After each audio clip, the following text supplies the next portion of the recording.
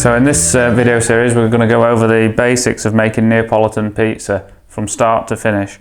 And when I first started off making this authentic style of pizza, I was struggling to find good videos. Either the videos that were really detailed were too complicated and I didn't understand the terminology and things, or the video was too basic and left so many things out that I just found myself guessing as to what to do.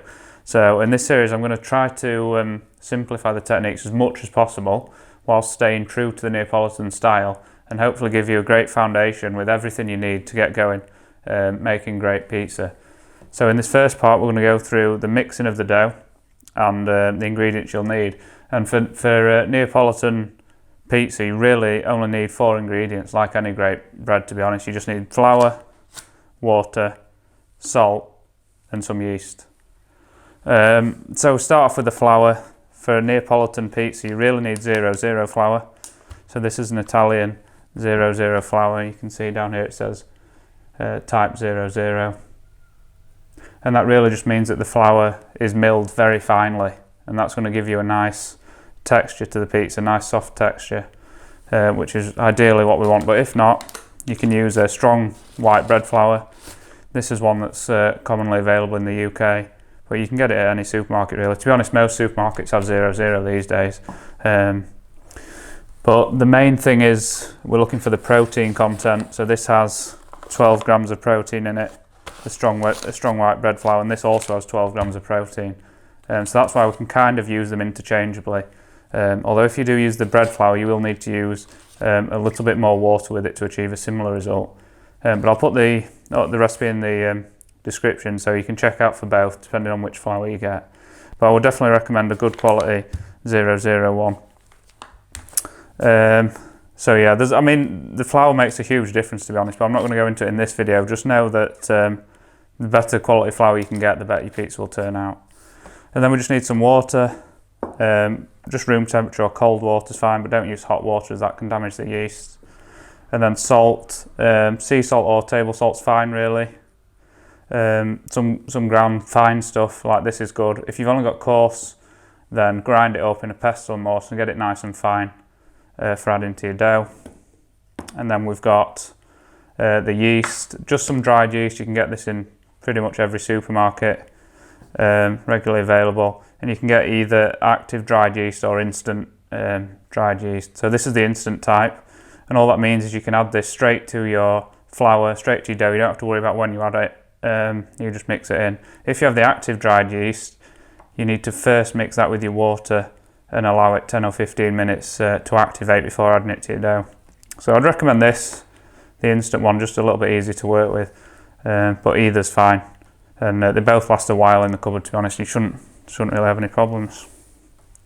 So now for what you need, really you don't really need very much at all for Neapolitan pizza. We can mix it all with our hands, which is what we're going to be doing in this video, rather than using a mixer. And I'd definitely recommend that, starting out especially, because you're going to develop your dough working skills as quickly as possible using your hands, and you're going to start to understand the dough much better. And to be honest, that's half the battle of making great pizza, is just understanding the dough, where you want it to get, and how to knead it, how to mix it, and you'll figure that out best just by using your hands.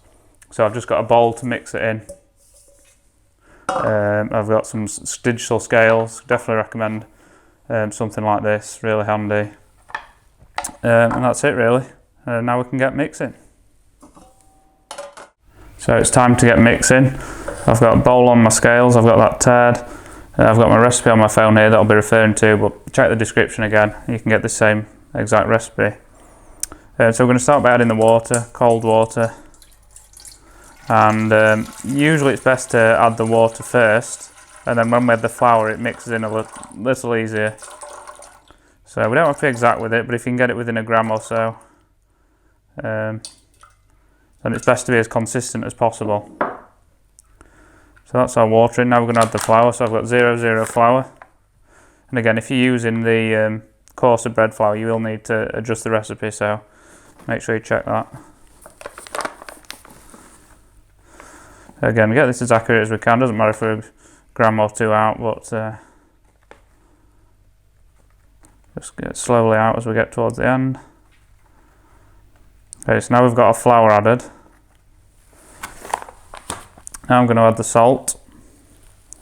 Fine sea salt here, and just add it a bit at a time because it generally takes, the scales are usually a little bit behind, and if you add it quick, what you'll find is you've added too much salt, and then before you know it, you can't take any out, and you've got salty pizza dough, which we don't want.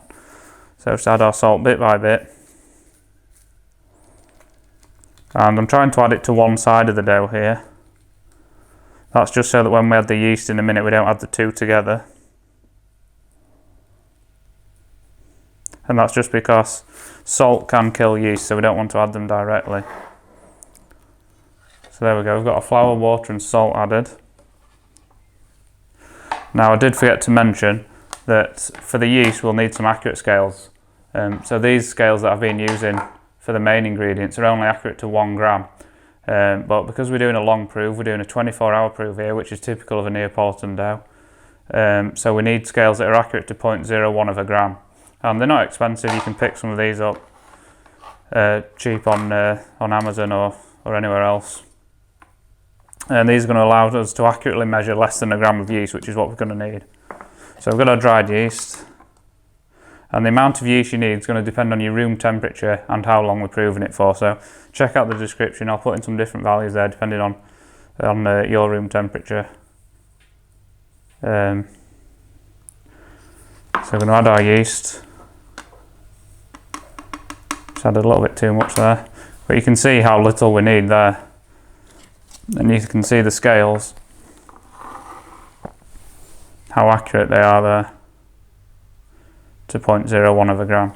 So now we're going to add this to our dough, and we're going to add this to the right hand side, so our salt's here, we're going to add it to the opposite side, and then we're going to mix it.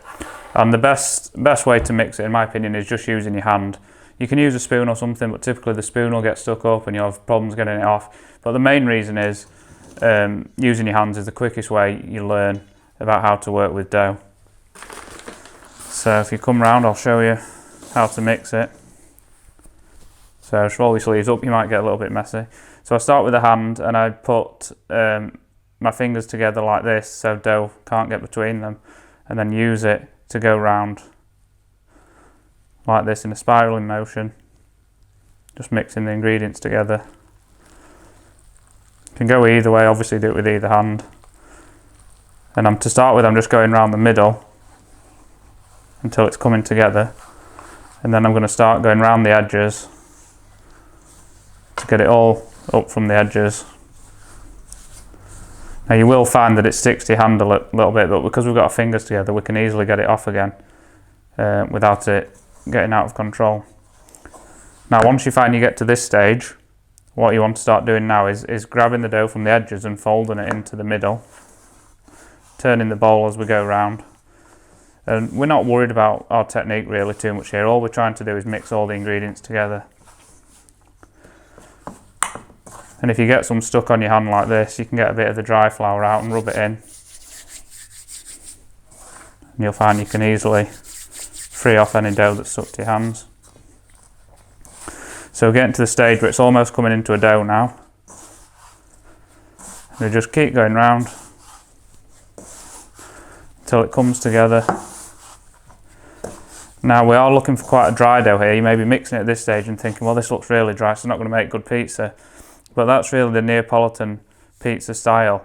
What's going to happen is as this rests over time, the flour is going to absorb all the water and it's going to become nice and soft. And as we knead it, that's going to help as well. So the dough we're going to end up with is lovely and smooth, but because it's quite a dry dough in that we haven't added a lot of water, it means the dough is going to be nice and strong, so we can stretch it out really thin without it breaking, to create that nice thin base that's typical of a Neapolitan pizza. So now I'm just pushing down to try and get as much flour incorporated as possible. Now usually I just do this in the bowl, but I'm going to turn it out onto the table just to show you what I'm doing here. So you can see it's pretty much all taken, but if you've got some bits left over, you can just, all I'm doing is pressing down with the heel of my hand and then folding it over and then doing the same.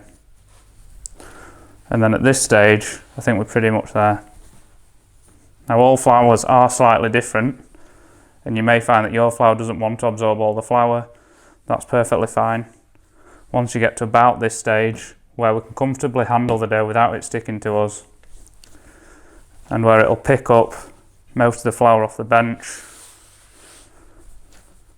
then we've got a good dough. Now you can go straight into the kneading here, but what helps is letting it rest for a while first. And then when we come back to it in about 15-30 minutes time, you're going to find it's nice and soft because it's had time to rest. The flour's absorbed the water and it becomes into one whole dough, which we can then work with, and we can knead it a little bit more to build up the strength. So now I'm just going to put it into a bowl. I'm not going to use this one because we've got some dry flour in there. But I'm just going to put it into a bowl, and you can then cover the bowl with cling film or in a bag. A lot of recipes say use a damp cloth. You can cover it with a damp cloth, but make sure it is damp, otherwise air will get through and dry your dough out. So we've got a fresh bowl here. Doesn't really matter about size as long as it fits in. We're not proving at this stage, we're just leaving it to rest. And then I'm just going to cover it with a plastic bag, put it in there, leave that to rest 30 minutes, then we'll come back to it. And that's the end of part 1. Thank you for watching. In part 2 we'll then go on to kneading the dough, building up some nice strength in it so it's ready for proving.